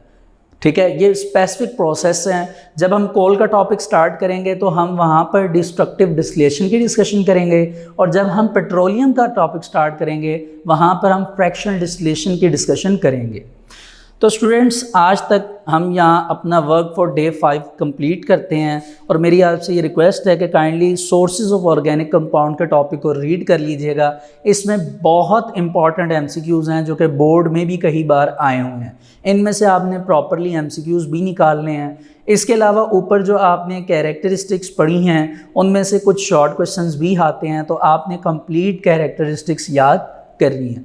तो आज वर्क फॉर डे 5 हम यहाँ तक कंप्लीट करते हैं। Thank you so much dear students. अब हम वर्क फॉर डे 6 से अपना नेक्स्ट लेक्चर स्टार्ट करेंगे which is the coal. Students, आपको याद होगा कि मैंने आपको प्रीवियस लेक्चर में सोर्सेज ऑफ ऑर्गेनिक कंपाउंड्स का एक होमवर्क दिया था, जिससे रेलिवेंट मैंने आपको ये कहा था कि उसको आप प्रॉपरली रीड कर लीजिएगा। और उसमें लास्ट टाइम आपको याद होगा कि मैंने डेड प्लांट्स की बात की थी, और उसमें 3 कंपोनेंट्स थे जिनके नाम मेंशन किए गए हैं पेज नंबर 61 पे, जो एक फ्लो चार्ट बना हुआ है। उसमें आप देख सकते हैं जो पहला वर्ड है वो है coal, second is petroleum and the third is gas, और इन तीनों को मिलाकर आप नाम दे दीजिए विच इज़ फॉसिल फ्यूल्स। ठीक है जी। इसके अलावा मैं आपको ये बता दूं कि ऊपर जो पैराग्राफ था उसमें 2 वर्ड मैंने आपको अंडरलाइन करवाए थे। The first is destructive distillation and the second is fractional distillation. तो आप इसी डेड प्लांट्स का जो पैराग्राफ है, बेशक कोल को अंडरलाइन करके आप लिख लीजिए डिस्ट्रक्टिव डिस्टिलेशन, और पेट्रोलियम को अंडरलाइन करके लिख लीजिए फ्रैक्शनल डिस्टिलेशन। यानी कोल के अंदर जो प्रोसेस होगा it is called destructive distillation, and जो प्रोसेस पेट्रोलियम के अंदर होगा it is called fractional distillation. ठीक है जी। तो आइए इसी हवाले से जो फॉसिल फ्यूल्स का नाम हमने डेड प्लांट्स को प्रोवाइड किया है, तो उन फॉसिल फ्यूल्स के नाम की बेसिस पर हम जो पहला कह लीजिए जो कंपोनेंट है विच इज़ कॉल्ड कोल, उसकी डिस्कशन यहाँ पर स्टार्ट करते हैं। तो ये आपको बता दिया जाए कि पहले ही कोल एक इम्पॉर्टेंट ऑर्गेनिक कंपाउंड है जो कि आगे से बहुत ज़्यादा कह लीजिए कि सब ऑर्गेनिक कंपाउंड्स, सब तो नहीं वैसे वर्ड यूज़ होगा, सब का मतलब पहले होता है, आप कह लीजिए कि sub division of organic compound जो है उनकी प्रिपरेशन करने में बहुत ज़्यादा इम्पॉर्टेंस रखता है। तो क्या ऐसा होता है कि नहीं? इसी चीज़ की डिस्क्रिप्शन देखने के लिए आप वाइट बोर्ड पे देखिए कि मैंने कोल के बारे में कुछ इंपॉर्टेंट बातें लिखी हुई हैं। फर्स्ट ऑफ ऑल, कोल का कलर क्या है, ये एमसीक्यूज़ है। तो असल में coal is a blackish mixture, कि ये ब्लैकिश फॉर्म में यानी ब्लैक इसका कलर होता है, और एक ये मिक्सचर होता है जिसमें डिफरेंट आप कह लीजिए कि एलिमेंट्स हैं। The first is the carbon, the second is the hydrogen and the third is oxygen. ये 3 एलिमेंट्स से मिलकर असल में कोल तैयार होती है, और ये कह लीजिए इसके साथ तो बेहतर होगा कि कार्बन होने की वजह से ही हम इसको क्या कह रहे हैं, ऑर्गेनिक, जबकि बाकी एलिमेंट्स जो हैं वो उसके डेरिवेटिव्स होंगे। इसके अलावा आपको मैंने नीचे 2 रेड मार्कर से नाम लिखे हैं, एक the first is nitrogen and the second is sulphur. और उसकी रीज़न ये है कि ये पाए तो जाते हैं लेकिन इनकी कंसंट्रेशन कम होती है कोल में, यानी अमाउंट में आप कह लीजिए कि ये स्मॉल अमाउंट में पाए जाते हैं, लेकिन ये भी इसी का पार्ट होते हैं। और इस तरह ये 5 एलिमेंट्स मिलकर एक मिक्सचर तैयार करते हैं ब्लैकिश कलर का, और उसी ब्लैकिश मिक्सचर को हम क्या नाम देते हैं? कोल। ठीक है जी। दूसरी बात कि ये तो कोल की आप देख लीजिए कि उसकी आपने फिजिक पढ़ ली कि कोल फिजिकली तौर पे ये है। सवाल ये है कि इसकी फॉर्मेशन कैसे होती है। तो पहला पॉइंट हमने उसके बारे में पढ़ा कि कोल फिजिकली तौर पे कैसे हमें नज़र आएगा और केमिकली तौर पे उसमें कौन से एलिमेंट्स अवेलेबल हैं। सेकंड नंबर पे हम पढ़ेंगे कि उसकी फॉर्मेशन क्या है। स्टूडेंट्स, फॉर्मेशन का मतलब यहाँ पे कि ये फॉर्म्ड कैसे हुआ है, ये बना कैसे है। ठीक है, तो इम्पॉर्टेंट पॉइंट ये हैं कि अगर आप कोल की फॉर्मेशन की बात करें तो असल में जैसा कि पहले बात हुई है कि जितने भी डेड प्लांट्स हैं उन डेड प्लांट्स की डिकम्पोजिशन का मतलब कि उनका टूटना, स्प्लिट होना, ठीक है, डिस्ट्रॉय होना। तो डेड प्लांट जब डिस्ट्रॉय हुए, उनकी डिकम्पोजिशन हुई, और सवाल यह है कि कहाँ पर हुई, तो आपने याद रखना है अंडर दी अर्थ क्रस्ट, यानी अंडर दी अर्थ क्रस्ट, जहाँ पे वो बरिड थे, दफन हुए हुए थे। और जब ये ज़मीन के नीचे दफन हुए हुए थे तो इन डेड प्लांट्स की जब डिकम्पोजिशन स्टार्ट हुई तो इसको कितना टाइम लगा, तो ये लिखा गया है आपकी बुक में कि तकरीबन इसको मिलियंस ऑफ ईयर्स लग गए। ठीक है, मिलियंस यानी लाख, मिलियंस यानी लाखों साल लग गए कोल को डिकम्पोज होते हुए। और ये डिकम्पोजिशन अगर सवाल किया जाए कि अगर फिगर को मैयर किया जाए कि कितने लाख साल थे, तो इधर कुछ इस तरह लिखा हुआ है कि 500 मिलियन ईयर, कि 500 मिलियन ईयर जो हैं वो तकरीबन लगे हैं, जो कि एक बहुत लंबा अरसा है, बहुत बड़ा अरसा आप कह लीजिए, जिसके अंदर कोल की डिकम्पोजिशन हुई है। और क्योंकि ये अर्थ क्रस्ट के अंडर की बात है, अंडर यानी नीचे, तो आप ये समझ सकते हैं कि अर्थ के नीचे जो चीज़ एब्सेंट है, जो चीज़ अवेलेबल नहीं है, वो क्या है? एयर। यानी अगर मैं अब इसको ईजी करके आपको बताऊं तो कुछ इस तरह कि जितने भी डेड प्लांट्स नीचे ज़मीन के बर्ड थे, दफन थे, तो उसी जो बर्ड प्लांट्स थे वो ज़मीन के नीचे जब रहे तो उनको लाखों साल लग गए उन प्लांट्स को टूटने में। जब लाखों साल उनको लगे तो तकरीबन वो फिगर वैल्यू क्या थी या फिगर क्या थी, कितने मतलब लाख साल लगे, तो बुक में मेंशन है 500 मिलियंस ईयर, यानी 500 लैक्स 500 यानी 500 मिलियंस ईयर जो थे ये तकरीबन लग गए। और इन इतने लाखों साल में इन द एब्सेंस ऑफ एयर जो है ये तमाम के तमाम डेड प्लांट्स जो बरिड थे ये टूटे, डिकम्पोज हुए, इनकी बॉडी जो है उसका पूरा स्ट्रक्चर टूटा, और टूटने के बाद जो चीज़ प्रिपेयर हुई वो एक ब्लैकिश मिक्सचर था जिसमें वो डिफरेंट एलिमेंट्स पाए जाते हैं। और उसी ब्लैकिश मिक्सचर के अंदर ये जो एलिमेंट्स पाए जाते हैं, इनकी कंपोजिशन से, इसकी बनावट से जो प्रोडक्ट बनी उसको हमने क्या नाम दिया? कोल।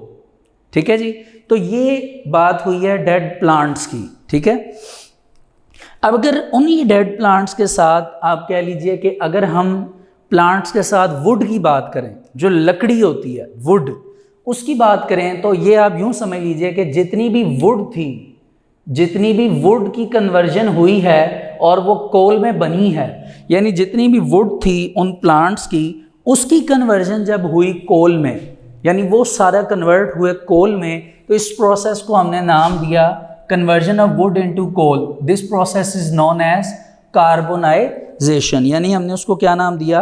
कार्बोनाइजेशन।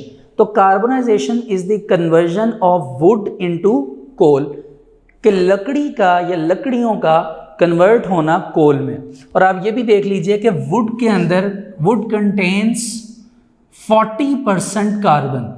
ये याद रखिएगा कि जो वुड है, लकड़ी है, उसमें 40% यानी 40% क्या चीज़ अवेलेबल होती है? कार्बन। इसी वजह से वुड के अंदर भी क्योंकि कार्बन है तो ये भी ऑर्गेनिक कंसीडर होता है। अभी तक हमने दो चीज़ें पढ़ी। द फर्स्ट इज़ के what is the physical and chemical property कह लीजिए कोल की। The second is the formation of coal. उसी फॉर्मेशन में हमने डेड प्लांट्स की बात की और उन प्लांट्स की अब वुड की बात की। तो थर्ड हेडिंग हमने पढ़ी कार्बोनाइजेशन। तो कार्बोनाइजेशन के बाद जो हमारी नेक्स्ट हेडिंग है वो है टाइप्स, कि जब आपकी कोल जो है वो डिफरेंट वे से प्रिपेयर हुई तो उसको कितनी टाइप्स में डिवाइड किया गया। तो स्टूडेंट्स अगर बात की जाए टाइप्स की तो आपकी बुक में एक टेबल मेंशन है, उस टेबल में 4 टाइप्स की बात की गई है और ये टाइप्स डिपेंड करती हैं नंबर ऑफ कार्बन एटम्स। ठीक है, नंबर ऑफ कार्बन एटम्स यूं कह लीजिए या परसेंटेज पर, परसेंटेज यानी कार्बन की परसेंटेज पर डिपेंड करती है।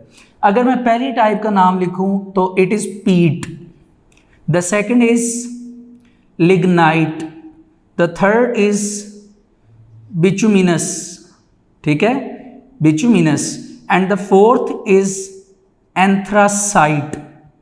ये आपके पास 4 टाइप ऑफ कोल है, यानी 4 टाइप्स ऑफ कोल है जिसके नाम मैंने मेंशन किए हैं। आप देख सकते हैं पहला नाम मैंने आपके सामने लिखा peat, the second is lignite, the third is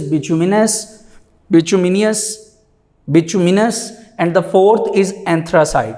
अब इसमें हम कार्बन की परसेंटेज को देखें तो पीट में सबसे कम है, इट इज 60% कार्बन, लिग्नाइट में 10% ऐड हो जाता है, इट इज 70%, बिचुमिनस जो है वो 10% मज़ीद एडिशन हो जाती है 80%, और एंथ्रासाइट में 10% मज़ीद एडिशन हो जाती है विच इज़ 90%।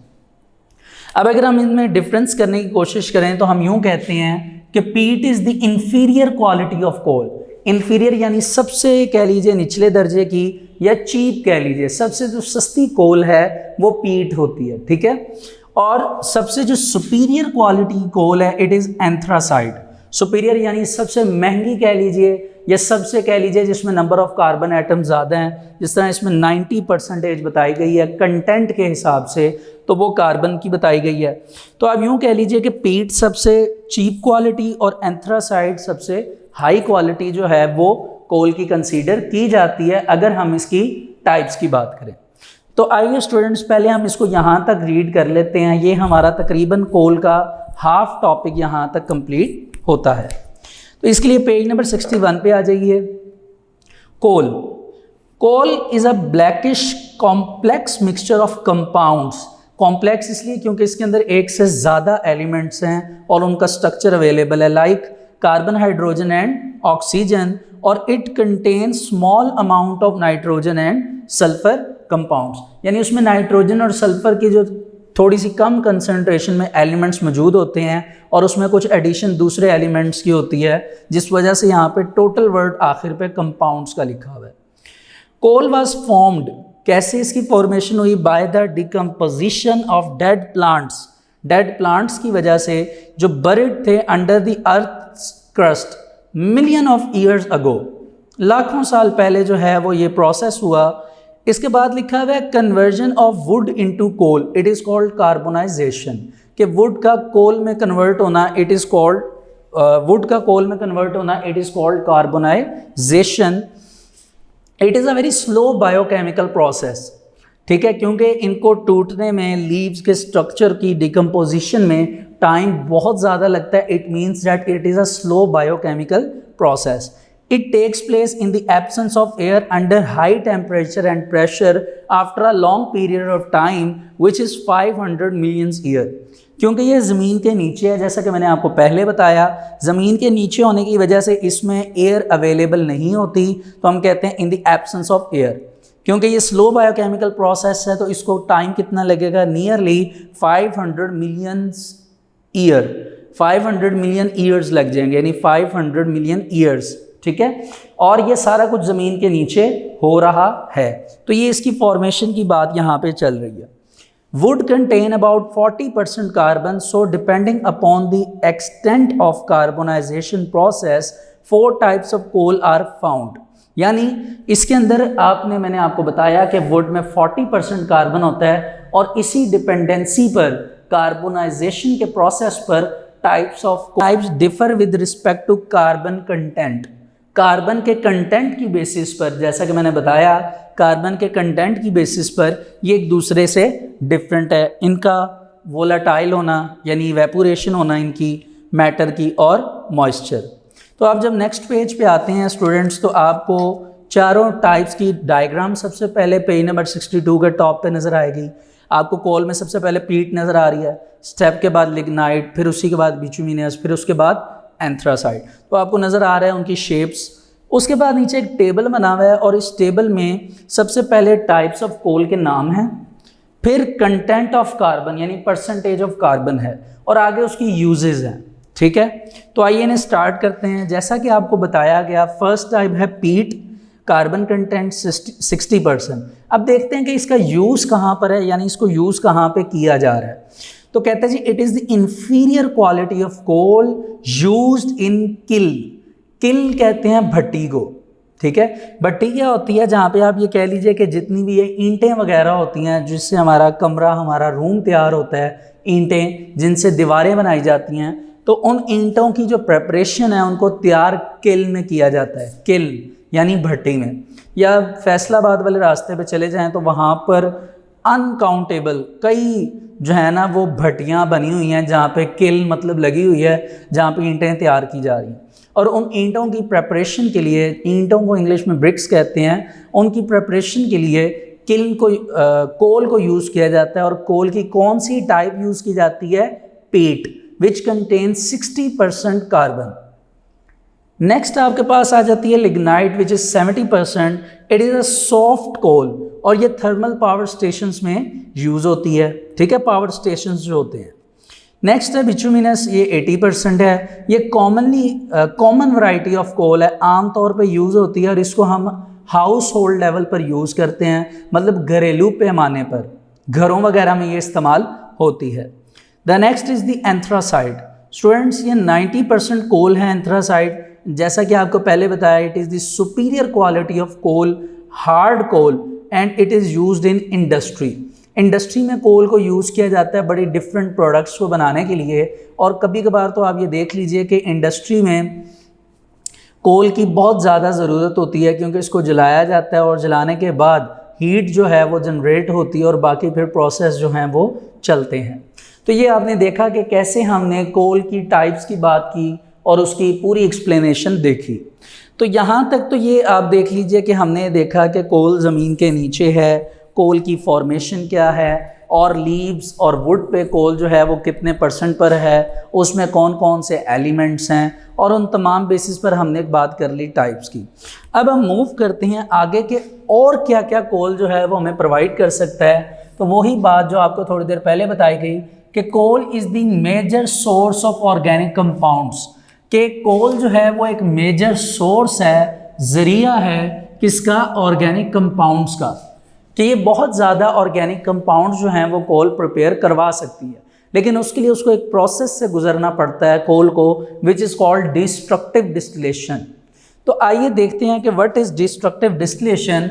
तो स्टूडेंट्स इसकी डेफिनेशन है डिस्ट्रक्टिव डिस्टिलेशन की, the strong heat of coal in the absence of air. ये आप कह लीजिए कि इस प्रोसेस को नाम देते हैं डिस्ट्रक्टिव डिस्टिलेशन। क्या बहुत ज़्यादा हीट प्रोवाइड करें, ठीक है, कोल को, किसकी एब्सेंस में, एयर की एब्सेंस में, it is called destructive distillation.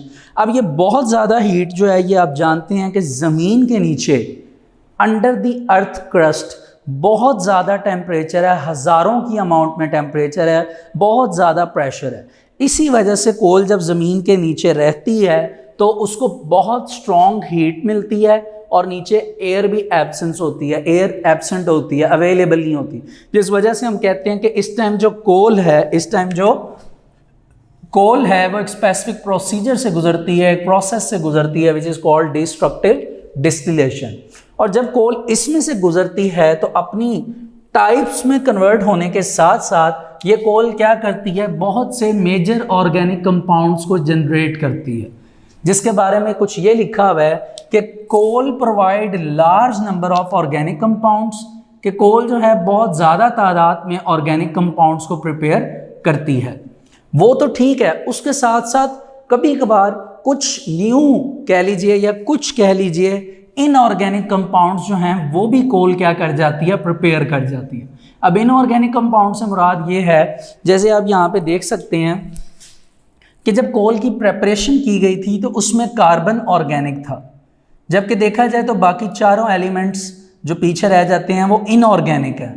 लेकिन क्योंकि इस वक्त ये कार्बन के कंटेंट में हैं, कार्बन के साथ अटैच हैं, कार्बन के डेरिवेटिव्स हैं, इस टाइम ये ऑर्गेनिक कंसीडर होंगे। इसी तरह जब बहुत ज़्यादा ऑर्गेनिक प्रोडक्ट्स बनती हैं तो उनमें से कुछ ऐसी प्रोडक्ट्स भी होती हैं जो कि इनऑर्गेनिक होती हैं, जिनमें कार्बन नहीं होता। लेकिन वो इनऑर्गेनिक प्रोडक्ट्स या कंपाउंड बहुत क्या होती हैं, फ्यू यानी कम होती हैं। ठीक है, तो वो प्रोडक्ट्स जो हैं वो असल में हमारी आगे हमने लेकर चलनी है, जिनके कुछ स्पेसिफिक नेम हैं। पहले हम इनको यहाँ तक इस टॉपिक को रीड कर लेते हैं, फिर हम प्रोडक्ट्स की तरफ मूव करेंगे। तो स्टूडेंट्स पेज नंबर 62 पे आप आ जाइए कि coal has become a major source of organic compounds, कि कोल जो है वो एक मेजर सोर्स है ऑर्गेनिक कंपाउंड्स का, बिकॉज क्योंकि डिस्ट्रक्टिव डिस्टिलेशन। अब डिस्ट्रक्टिव डिस्टिलेशन क्या है तो आगे डेफिनेशन है, आप उसको देख लीजिए। The strong heating of coal in the absence of air, it is called destructive distillation. जैसा कि आपको मैंने बताया, आगे फिर वही बात रिपीट की गई है कि as we know coal contain elements, उन एलिमेंट्स के नाम जो मैंने उधर लिखे हैं वो दोबारा रिपीट किए गए हैं, like carbon, hydrogen, oxygen, nitrogen and sulphur. So destructive distillation of coal provides a large number of organic compound, तो बहुत ज़्यादा ऑर्गेनिक कंपाउंड्स जो हैं, large number of organic compounds coal क्या करती है, प्रोवाइड करती है, along with a few inorganic compounds, और उसके साथ कुछ आप कह लीजिए कौन से कंपाउंड्स हैं, इनऑर्गेनिक कंपाउंड्स। तो अब वो कौन सी प्रोडक्ट्स हैं, आइए उन्हें एक एक करके लिखते हैं। तो फर्स्ट नंबर पे स्टूडेंट्स आपके पास आ जाती है कोल गैस, यानी गैस से मुराद के जो वोलाटाइल होगी बहुत जल्दी, यानी जो पहली प्रोडक्ट होगी वो कोल गैस होगी। कोल में से जो गैस बनेगी, क्योंकि गैस आपको पता है कि गैस की एक प्रॉपर्टी है कि उसको जितना रूम मिलता है, जितनी जगह मिलती है, वो उसको कवर कर लेती है। तो जैसे ही हम कह लीजिए कि कोल से लार्ज नंबर ऑफ ऑर्गेनिक और इनऑर्गेनिक कंपाउंड्स निकालने जाएंगे, तो जो पहली प्रोडक्ट हमें मिलेगी वो कोल गैस है, क्योंकि जैसे ही इसको निकालने की कोशिश की जाएगी सबसे पहले कोल गैस जो है वो ऊपर आएगी। उसके बाद आपके पास आ जाती है अमोनिकल लाइकर, ठीक है, अमोनिकल लाइकर, ये दूसरी प्रोडक्ट है। फिर तीसरे नंबर पे आपके पास आ जाती है कोल टार, कोल टार, ठीक है, और लास्ट पे आपकी आ जाती है कोक। तो ये स्टूडेंट्स आपके पास कह लीजिए चार ऐसी प्रोडक्ट्स हैं जो कि एडिशनली आपके जब रिएक्शंस हो रहे होते हैं या कह लीजिए मिक्सचर तैयार होता है कोल का, उसमें बनती हैं। जिसमें अब हम पहले बात स्टार्ट करेंगे कोल गैस की। तो students coal gas is the mixture of hydrogen, methane, methane का फॉर्मूला CH4 है, hydrogen gas, methane and carbon monoxide CO, carbon monoxide. ये तीन गैसेस के कॉम्बिनेशन से आप कह लीजिए कोल गैस तैयार होती है। इन तीनों के मिक्सचर से, इन तीनों के मिक्सचर से आप कह लीजिए, इन तीनों के मिक्सचर को कंबाइन करके हम कोल गैस का नाम देते हैं। तो आइए बुक में देखते हैं कि इनके मिक्सचर का यूज़ क्या है, इनको यूज़ कहाँ पे किया जाता है। तो coal gas is a mixture of hydrogen, methane and carbon monoxide, यानी ये तीन चीज़ों का कॉम्बिनेशन है। It produces heat when burned in air, ये हीट प्रोड्यूस करेंगे जब इनको जलाया जाएगा। अब ये हीट कैसे प्रोड्यूस करेंगे, अगर इनकी आप प्रॉपर्टीज़ देखें हाइड्रोजन, मीथेन और कार्बन मोनोक्साइड की, तो इन तीनों की प्रॉपर्टीज़ में ये चीज़ कॉमन है कि ये हीट जनरेट करती है। ठीक है, जैसे अगर आप मीथेन की बात कर लें सिर्फ, तो मीथेन एक ऐसी गैस है जिसको आप अपनी रूटीन लाइफ में यूज़ करते हैं। ठीक है, घर में जो आपका जो चूल्हा है वो जब जलता है तो उसमें से मीथेन गैस ही रिलीज़ होती है। तो अगर एक रिएक्शन में आपको यहाँ समझाने की कोशिश करूँ इसके लिए, तो आप मीथेन का फॉर्मूला लिख लीजिए CH4। जैसे ही आप चूल्हे को जलाते हैं तो इन्वायरमेंट में से कौन सी गैस आके मीथेन के साथ ऐड हो जाती है, ऑक्सीजन गैस। और आप फिर बर्निंग के लिए तीली जो है वो लगाते हैं गैस के ऊपर, यानी उसको क्या प्रोवाइड करते हैं, हीट, यानी बर्निंग का प्रोसेस करते हैं। अब होता ही है कि मीथेन जब ऑक्सीजन के साथ ऐड हो जाती है तो एडिशन पे यहाँ से कार्बन और यहाँ से ऑक्सीजन निकल कर बना देती है कार्बन डाइऑक्साइड। ठीक है, अब पीछे जा जाते हैं 4 हाइड्रोजन। 4 हाइड्रोजन को स्टूडेंट्स लिखने का तरीका पैटर्न ये है, लेकिन इस रिएक्शन में 2 गैसेस एक वक्त में नहीं बन सकती। तो इसको बैलेंस करने के लिए हम क्या करते हैं कि ऑक्सीजन के पीछे 2 और ऑक्सीजन की एडिशन कर देते हैं, जिस वजह से ऑक्सीजन 4 हो जाती हैं, 2 ऑक्सीजन ये हैं और 1 ऑक्सीजन इधर लगाते हैं तो वाटर इधर भी बन जाता है, और इसके साथ a large amount of energy release होती है विच इज़ हीट एनर्जी। अब आप ये देखिए कि आपका जो घर का किचन है, उस किचन में जब मीथेन गैस को यूज़ किया जाता है तो इन्वायरमेंट में से ऑक्सीजन गैस आती है। तीली जब लगाई जाती है तो उसमें कार्बन डाइऑक्साइड, आप देखते हैं घर में जब भी कुकिंग वगैरह की जाती है तो बहुत ज़्यादा धुआं जनरेट होता है। It is literally carbon dioxide. कुछ अमाउंट में वाटर रिलीज़ होता है और एनर्जी। अब वाटर रिलीज़ तो हो रहा होता है लेकिन हमें नज़र नहीं आता। उसकी रीज़न ये है कि वहाँ पे हीट एनर्जी इतनी ज़्यादा होती है कि वाटर इवेपोरेट होना स्टार्ट हो जाता है। तो आखिर पे जो एनर्जी बनती है वो असल में हीट एनर्जी होती है, जो कि बहुत अबंडेंट अमाउंट में तैयार होती है। ये रिएक्शन लिखने का मकसद सिर्फ ये था कि मैं आपको बता सकूं कि मीथेन जो है वो कैसे हीट एनर्जी जनरेट कर रही है। इसी तरह कार्बन मोनोऑक्साइड और हाइड्रोजन गैस भी जनरेट करते हैं हीट को, यानी जब भी ये बर्नट होंगे ये क्या प्रोड्यूस करेंगे? Heat. Therefore it is mainly used as a fuel in industry. इसको फ्यूल के तौर पे इंडस्ट्री में यूज़ किया जाता है क्योंकि ये बहुत ज़्यादा क्या जनरेट करते हैं? Energy in the form of heat. लेकिन अगर इनमें से हम मीथेन को अलग कर लें तो अलग मीथेन को आप डोमेस्टिक लेवल पे भी यूज़ करते हैं। It is also use to provide an inert और रिड्यूसिंग एटमॉस्फेयर, यानी इनर्ट का मतलब नॉन रिएक्टिव तौर पर इसको यूज़ किया जाता है वेरियस मेटलर्जिकल प्रोसेस में। मेटलर्जिकल प्रोसेस क्या है? ये एक स्पेसिफिक टर्म है जिसके बारे में अगर आपको याद हो तो 9th क्लास में आपने गैंग्यू आ जाती हैं, ये स्पेसिफिक टर्म्स हैं। तो इसी वर्ड की बेस पर जो मेटलर्जिकल प्रोसेस है या मेटलर्जिकल प्रोसेसेस, इस बेस पर आपका लास्ट चैप्टर है जिसमें हम पूरी डिटेल के साथ इसको डिस्कस करेंगे। अभी फिल वक्त आप इसका नाम याद रख लीजिए कि मेटलर्जिकल प्रोसेस। अब आइए अमोनिकल लाइकर जो है वो क्या चीज़ है। तो आसान वर्डिंग में आप याद रखिए कि अमोनिया गैस यानी NH3 की एडिशन वाटर में, वाटर के अंदर अगर हम NH3 की एडिशन करवा दें तो इसको क्या नाम दिया जाता है? Ammoniacal Likert. तो आइए इसका यूज़ देखते हैं।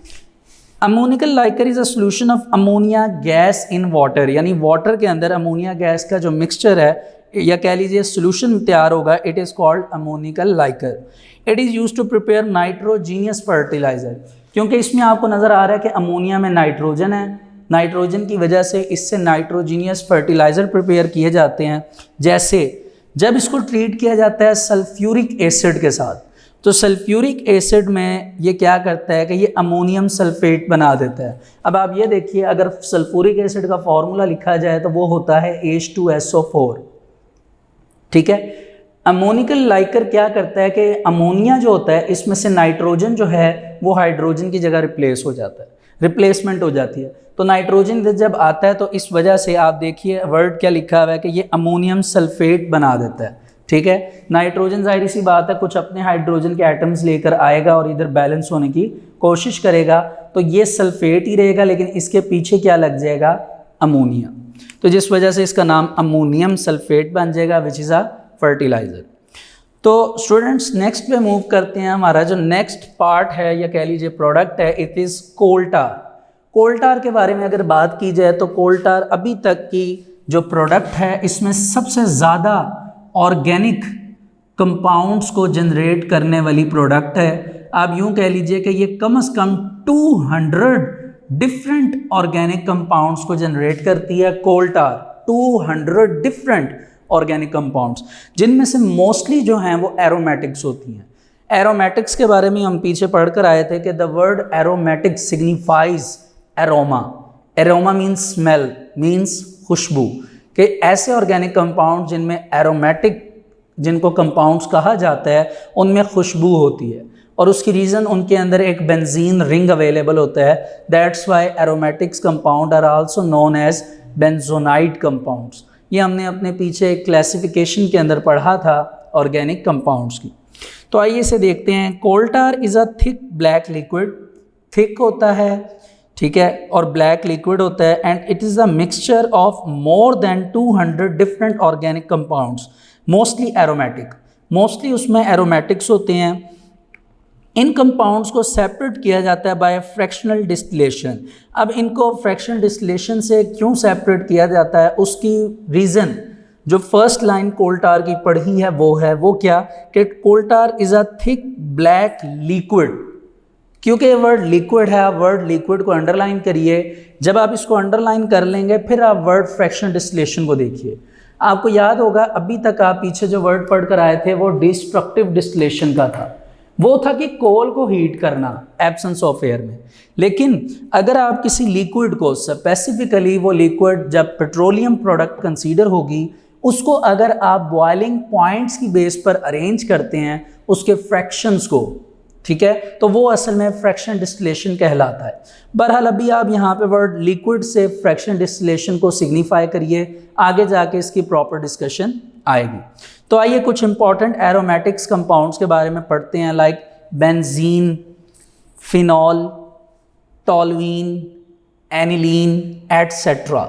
ये तमाम वो एरोमेटिक कंपाउंड्स हैं जो कि पाए जाते हैं। इसके अलावा कुछ केमिकल्स हैं जिनकी सिंथेसिस की जाती है, जैसे drugs, dice, explosives, paints, varnishes, plastics, synthetic fibre and pesticides. ठीक है, ये वो तमाम नाम हैं जो हमने पीछे भी चैप्टर के स्टार्ट में पढ़े थे। होपफुली ये दोबारा बताने की अब ज़रूरत नहीं है, ये आपके यहाँ पर रिवाइज हो गए हैं। अब ये जितने भी केमिकल्स के नाम पढ़े हैं, ये तमाम के तमाम जो नाम हैं ये वैल्यूएबल है, मींस ये कीमती हैं। लेकिन जब ये सारे वैल्यूएबल कंपाउंड्स बन जाएंगे, एलिमेंट सेपरेट हो जाएंगे, तो जो पीछे बचती है वेस्ट, वो भी बहुत ज़्यादा यूज़फुल है। आइए उसके बारे में देखते हैं। कहते हैं बिसाइड्स दीज वैल्यूएबल केमिकल्स, के इतने केमिकल्स के अलावा the black residue of the coal tar, के जो कोल टार का ब्लैक रेजिड्यू, रेजिड्यू का मतलब होता है बच बचाओ, बकिया, यानी जब सारा कुछ आप निकाल लेंगे तो जो बकिया हिस्सा बचता है ब्लैकिश कलर का कोल टार का, इट इज़ कॉल्ड पिच। इसको क्या नाम देते हैं? पिच। ठीक है, it is used for the surfacing of roads and roofs. ये जो रोड्स, सड़कें वगैरह बनती हैं, आपने देखा होगा ब्लैक कलर की, ब्लैकिश कलर के ट्रक्स वगैरह आते हैं इससे भरे हुए, जिसको उर्दू में लुक कहते हैं। ठीक है, तो लुक को यूज़ किया जाता है, इससे सड़कें बनती हैं, ये जितनी भी आपकी रोड्स हैं, और इससे सरफेसिंग की जाती है रूफ्स की। ठीक है, तो आप देखिए कि कितनी चीप प्रोडक्ट है, यूज़फुल भी नहीं है, वेस्टफुल प्रोडक्ट है, लेकिन हमारे लिए देखिए वो कितनी यूज़फुल है कि उससे सड़कें बनाई जाती हैं, रोड्स की जो प्रिपरेशन है वो की जाती है। अच्छा जी, अब आ जाइए हमारी लास्ट प्रोडक्ट पे, विच इज़ कोक। इसके बारे में एक बात इंपॉर्टेंट है कि इट कंटेन्स 98% कार्बन, कि इसमें 98% कार्बन एलिमेंट जो है वो अवेलेबल है। अब आप देखिए आखिरी प्रोडक्ट है, लेकिन इसमें भी कार्बन जो है वो 98% है। ठीक है जी, आइए इसे देखते हैं। कहते हैं जी coke is 98% carbon, it is left behind residue of coal. यानी अभी ऊपर जो आपने रेजिड्यू पढ़ा था वो कोल टार का पढ़ा था, प्रोडक्ट का। वो कहते हैं कोक जो है ये रेजिड्यू है, बच बचाओ है, बकिया हिस्सा है, वेस्ट प्रोडक्ट है, किसकी? कोल की। यानी कोल का जो आखिरी हिस्सा है, लास्ट पोर्शन, ठीक है, उसका नाम क्या है? कोक। लेकिन आप देखिए कि उस लास्ट हिस्से में भी 98% क्या अवेलेबल है? Carbon. When coal is subjected to destructive distillation, यानी जब आप कोल लेते हैं और उस कोल को डिस्ट्रक्टिव डिस्टिलेशन के प्रोसेस से गुजारते हैं, यानी कोल ली, ये सारी चीज़ें आ गई, फिर आपने उसकी डिस्ट्रक्टिव डिस्टिलेशन की जिसकी वजह से सारी चीज़ें आई, उसके बाद डिस्ट्रक्टिव डिस्टिलेशन की यानी स्ट्रॉन्ग हीट ऑफ कोल, उसके बाद ये प्रोडक्ट्स आई और इनकी आगे सब प्रोडक्ट्स आई जिनकी अभी तक हमने सारी बातें की हैं, वो सब कुछ आ गया।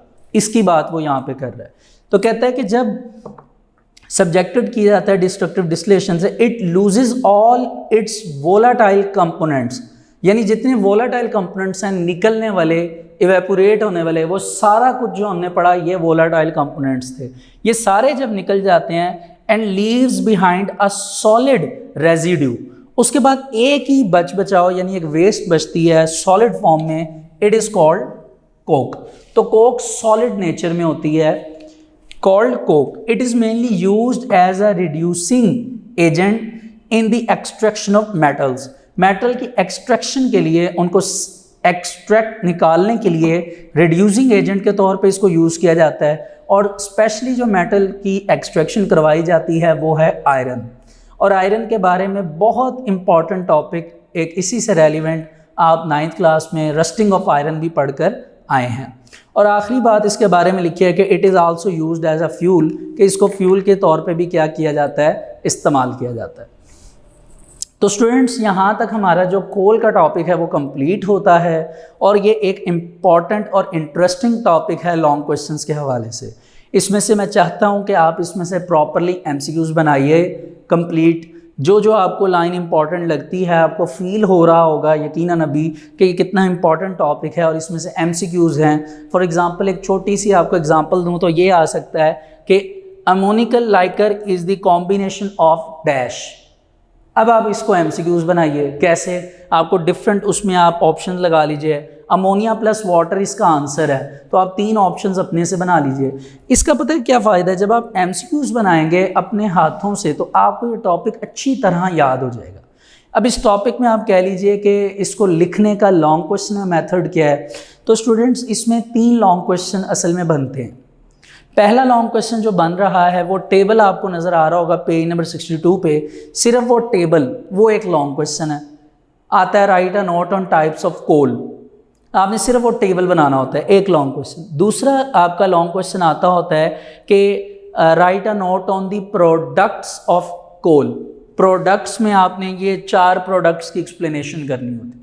या एक लॉन्ग क्वेश्चन आता है how coal is formed, explain, कि कोल की फॉर्मेशन कैसे होती है।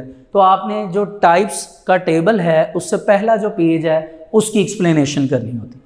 अब ये 3 लॉन्ग क्वेश्चन है जिनमें से कोई भी आ सकता है। डजेंट मैटर कि मैं कहूँ कि ये इंपॉर्टेंट है ये छोड़ दें, नहीं, तीनों इंपॉर्टेंट है। आपने इन तीनों जो टॉपिक्स हैं इनको प्रॉपरली रीड करना है और कोशिश करिए कि इन्हें याद करिए।